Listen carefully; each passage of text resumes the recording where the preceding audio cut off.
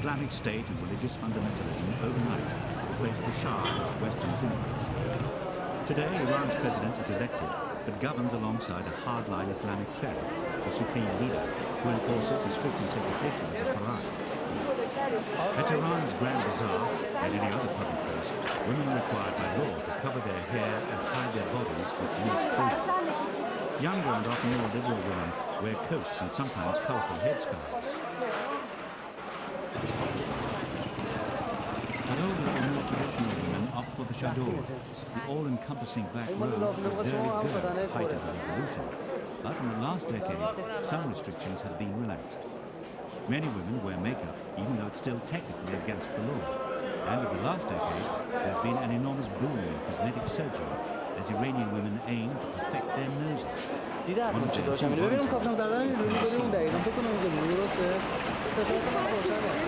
Haleh Kakhsaz shops in North Tehran. The 29-year-old industrial designer is just one of the thousands of Iranian women who've had nose operations. به خاطر اینکه همین روسری یا مقنعه‌ای که می‌ذارین خب محدود می‌کنه، صورت رو بیشتر نشون میده، بعد اغلب بینیای خوبی ندارن، بزرگن و صورت از اونجایی که خیلی معلوم میشه بیشتر این چیزی که تو چشم میزنه بینیه. بعد من فکر می‌کنم دلیل اصلیش همینه که خانم‌ها میرن بینیشون رو عمل می‌کنن. Inside one of Tehran's many women-only beauty parlors, the clients and staff wear what they please.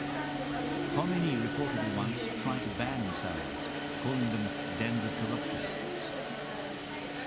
But under the veils, a rainbow of colors and textures require hours of treatments and procedures. Iranian women have a tradition of pampering themselves, which continues in the Islamic faith.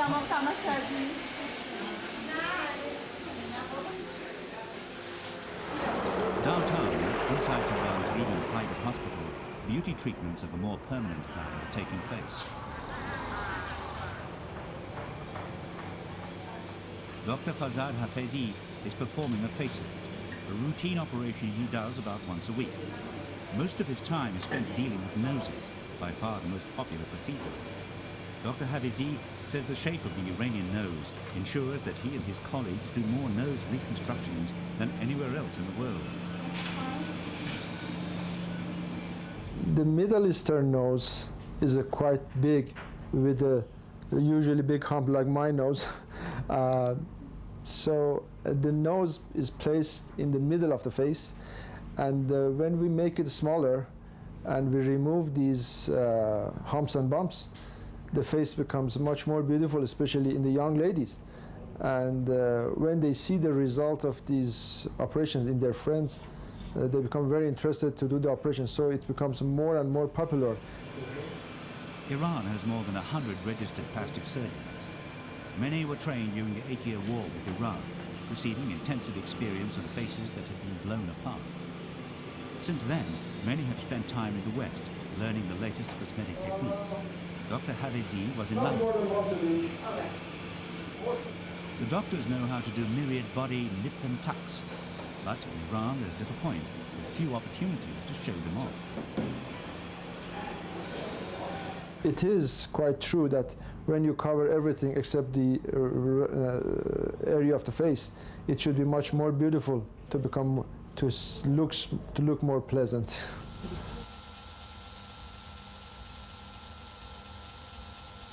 Science and art come together as Dr. Mohammad Mirabedy designs a new nose. There are no official statistics, but since the surgery boom began in the last decade, it's thought 50,000 rhinoplasties are performed each year.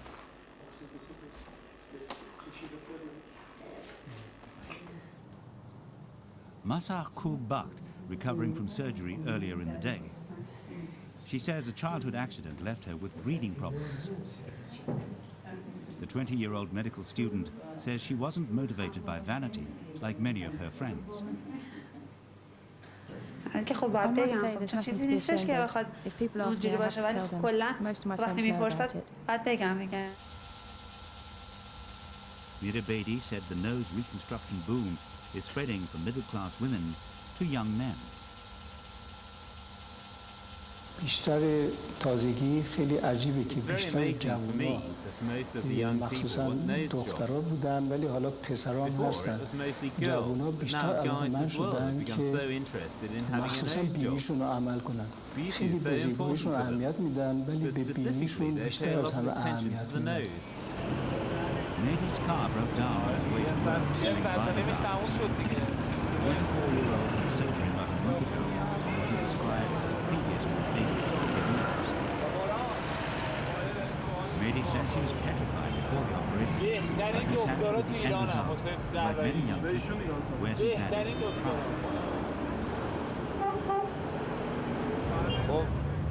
جوونه لباس قشنگ همه میکنن دیگه بیشتریا به خاطر زیباییشو بیشتر به خاطر زیبایی حالا اونایی که انحراف دارن اونا هم عمل میکنن پولیپ انحراف تصادف کردی بیشتر اینجا واسه زیبایی عمل میکنن Dr. Manoucher Faiz greets a new patient at his North Tehran office.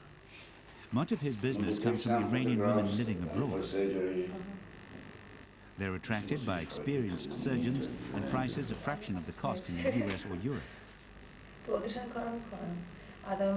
Well, it's this part, and the part that's going down and not up, so these two parts. Of course, she has had some blood tests and, things are all right. Saye Agdari has come from Vienna to fix the bits of her nose he doesn't like. I think it's like fashion, different fashion. When you wear jeans and the next year you wear black pants, so this year it's nose, next year it's maybe anything else. No. Saye's nose will be broken and sawed, then chiseled and sculpted. The operation takes about an hour, but she won't fully recover for a couple of months. The surgeon says most of his clients say it's worth all the pain and discomfort. Farsi they say, "Bokosho khoshkelam kun." It means kill me, but make me beautiful. And in Arabic it's say, "Inna Allah al-Jamil wa yuhibbul Jamal." That God is beautiful and loves beauty. This surgery, changing something that God has given, is strictly speaking not allowed under Iran's Islamic law. But as the years have passed since the 1979 revolution, rules have eased. And as growing frustration by many young people leads to louder calls for reforms, Iran's plastic surgeons look set to benefit from any liberalization.